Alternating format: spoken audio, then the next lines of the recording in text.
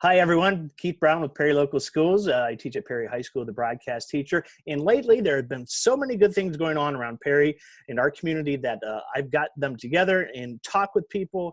And I want to share these stories because there's so much going on. It boosts my morale. It makes me feel proud of where I live and what's going on, and I hope it does for you too. So I've got some wonderful, wonderful people with me, members of the Perry High School Speech and Debate Program. I know, right? In case you don't know, this is not only a state powerhouse, it is a national powerhouse in our speech and debate. So I have with me Mrs. Kathy Patron. Hi, Kathy. Hi, Keith. Thanks for and having us. Mr. Kevin McDougal. Hello, Mr. Brown. Hi, Kevin. Good to see you. Okay, so let's just get this out of the way, people. Kathy, what year did you graduate from Perry? Oh, do okay. I have to reveal that? I'm 1988. We're all Perry grads here. Okay, I am a proud member of the class of 1976, the bicentennial class. Okay, 76, 88, and Kevin? 2010. 2010. Yeah, I'm the baby. Yeah, you are definitely the baby. And fun fact, people, Kevin was in mine and Kathy's broadcasting class. We both taught him, and he has mentioned to me off air that I was probably just a little bit more his favorite than Kathy, but I can't say that on air. You two taught me everything I know, so Yep. That's right. Give you all the credit. Good enough. All right, so Kathy, I know you're the head coach of the speech program. Kevin, what's your role with the program? I'm an assistant speech and debate coach, so okay. I work with speech and debate, both sides. We both do. Excellent. So if people don't know, you won your third in a row state speech and debate championship just a month ago or so, Kathy, right? Yes. And tell us about that. Worcester High School and what happened that weekend. We were at Worcester High School. I want to say that there were, Kevin, was it 83 or 89 schools? And I think there were 80 schools, and you have to qualify to even get to that tournament. So yeah, Kathy's right, over 80. And we took first place overall. We were, I think, second was Hawken, which is a Cleveland area school. So that obviously the highest place of any Stark County school. So we're super proud of that. Kathy and I actually did some math.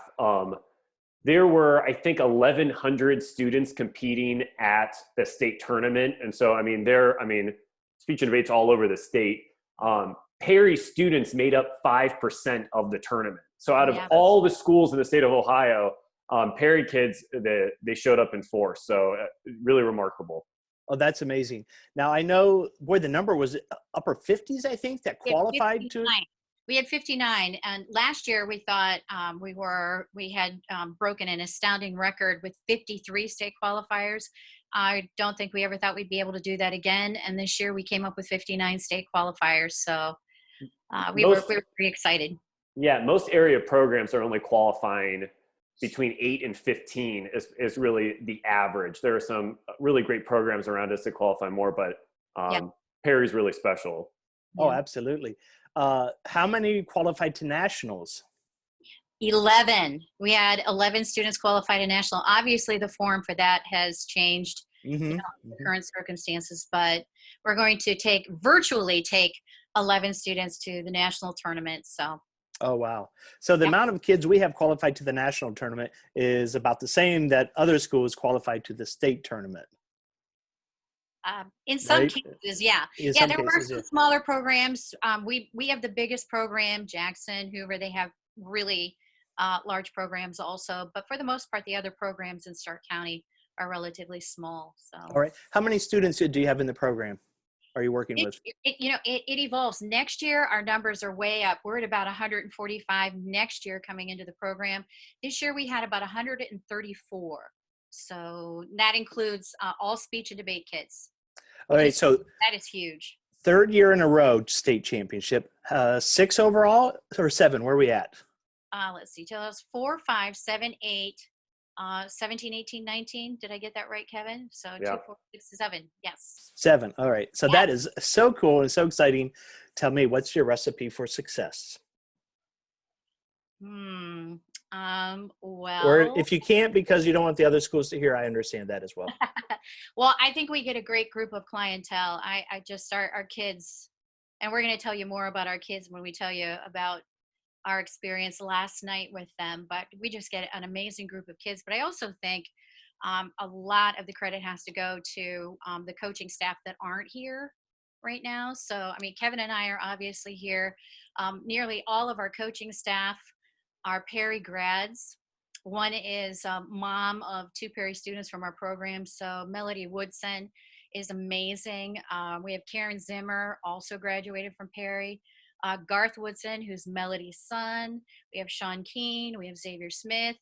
We have Paul Vaccani, who graduated before I did from Perry. And this year we had two very special kids who came back and volunteered all of their time every single weekend. That was Sierra Duncan and Mitchell Yerian. So you take our, astounding group of kids, you take those coaches who come back every year, and you just have a recipe for a great program. So now, community, you're not in the school, but after school every day, you've got speech and debate kids everywhere, and I mean everywhere, and they are there till 8 o'clock, 9 o'clock usually, 10 o'clock maybe, 10 o'clock, and they're not staying the whole time, but they're doing these little workshops. Kevin, tell me what, and I think this is your key to success, these workshops. They're student-led, student-driven. Kevin, tell me about those. Yeah, the workshop model is something that has really been refined over the years, but essentially we are a student-focused and student-driven organization. So that means we want all students to be able to participate no matter their background. So diversity and inclusion is something that's really core for us. Students sign up for workshops based on their availability. So we have football players, we have students involved in Japanese club, we've got students involved in theater, choir, band. I mean, you name it, we've got speech and debate kids who do it. So the workshop model is students sign up for times to work one-on-one with coaches and one-on-one with each other. So there's a lot of self-coaching and peer mentoring going on. And I really think those relationships are really key as well, because students feel like they have a space where they can be the star and be heard and practice and polish. And we all know as teachers, it's so hard to provide all that individual attention to students when we've got giant class sizes. In speech and debate, kids have that opportunity to really grow with the teacher and with their peers in a more individualized manner. So we're super blessed to have the resources we have and to be able to kind of use that model to help kids set up times to work together multiple times a week in order to learn and grow together.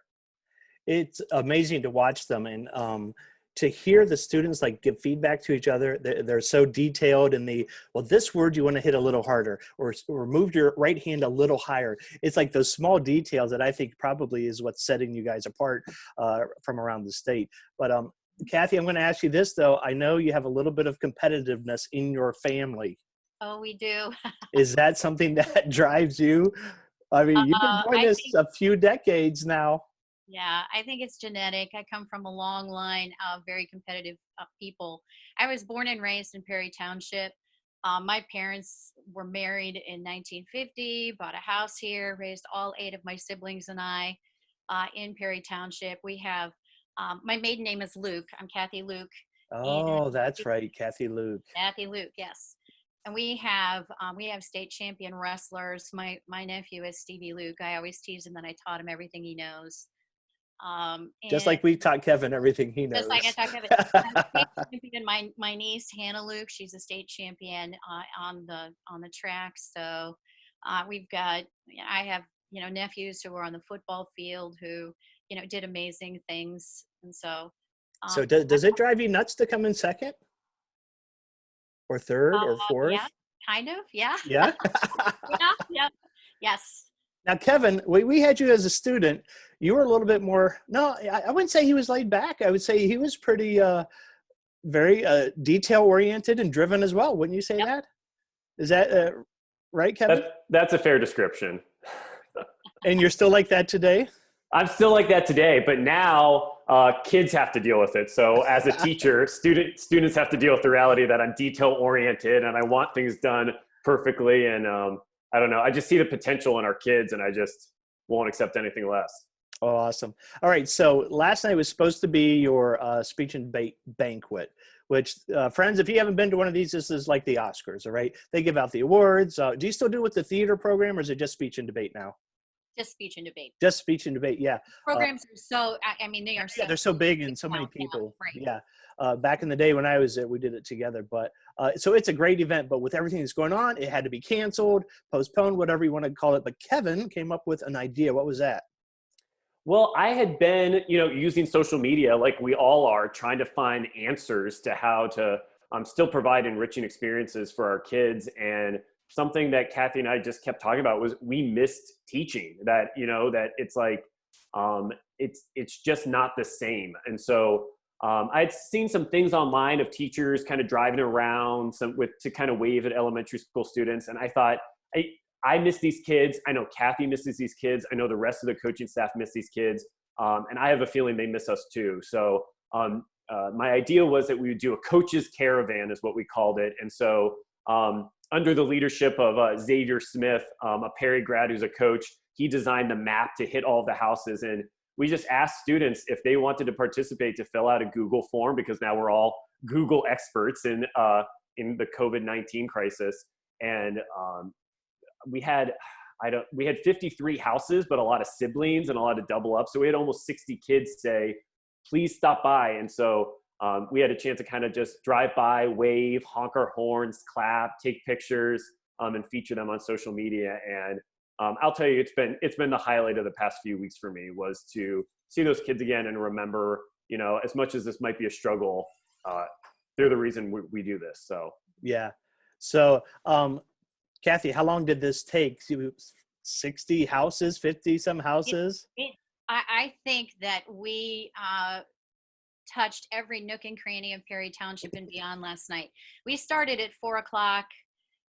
We were planning to finish around 9. We actually finished around 10. So it was about a 6-hour journey in and around Perry Township. We went all the way out to Louisville. We were all way at the other end of Jackson Township, and then like northwest, southwest, and everywhere in between in Perry Township. We just about touched every neighborhood, and we made a lot of noise too. So if you heard a lot of honking and tooting last night, that was us. We apologize, but gosh, it was worth every second that we spent driving around. So oh yeah, don't apologize. I happened to be outside when you guys turned down my street. Oh, we did. I waved at you, but I didn't see you. But the Woodson saw me. I see our Duncan. So yeah.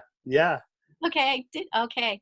Sorry, I missed you. When I got home, my wife just stares at me like I'm a crazy person, because coming home late from speech and debate, that's the norm.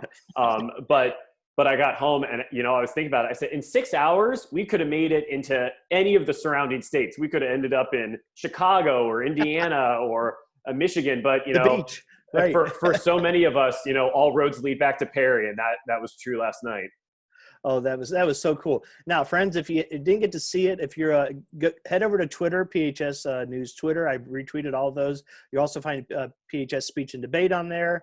PHS Sports, Speech Boosters are on there. And do you have these on Facebook anywhere too? Yes, there's a Perry Speech and Debate community Facebook page that people can join. Okay, as well. Excellent. So yeah, those pictures, it was so cool. All the kids were dressed up in their speech and debate swankiness, right? That's what you call it, swanky, right? Yeah. And I don't know of a community of kids too that would go to the lengths that our kids went to last night. They got all dressed up with nowhere to go on a Thursday night, and oh my gosh, it was just so incredibly, like my heart was just full when it was over. It has been all day today too. I don't think I realized just how much I needed to see the kids until I saw the kids. So. Oh yeah, we all have a hole in our heart right now, don't we? We do. Now, Jacob Messiman, his picture, he was sitting in his Perry champion chair on his porch. Louisville student. We drove out to Louisville to see Oh Jacob. yeah, that was great. And one thing I want to add on to that was, it's something that I think really touched many of us as well, is it was great to see kids in the driveway, but to see parents as well, because that's the other core element of this is we don't exist in a vacuum. Our parent support group through the Booster Club and the parents who are out there cheering and waving, they're a huge part of our community as well. We can't compete on the weekends without judges and without their continued financial support and moral support. And so it was great to see parents out there as well. That was like this added bonus, because they're definitely part of our extended family. And so that was something else that really, I know Kathy and I would talk to each other on the phone and be like, oh my God, are you crying? No, you're crying. And a lot of times it was because of the kids, but it was also great to see parents who we've developed longstanding relationships with. Oh yeah. We actually had a text thread going of all 8 of the coaching staff, and we were, I'm not crying. Are you crying? We were, every one of us, we were all crying. Oh my gosh.